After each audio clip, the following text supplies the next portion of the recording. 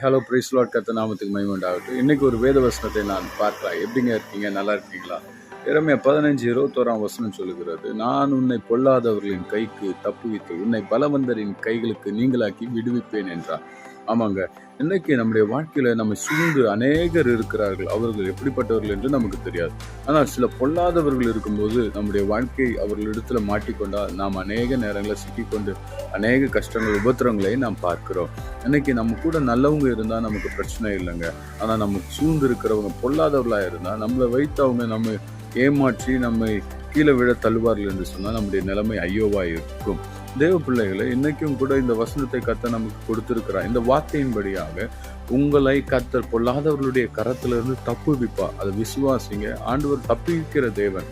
தப்புவிக்கிறது மாத்திரம் இல்லைங்க, அந்த பொல்லாத மனுஷன் கையில இருந்து கர்த்தர் உங்களை நீங்களாக்கி விடுவிப்பார். நல்லா ஞாபகம் வச்சுக்கோங்க.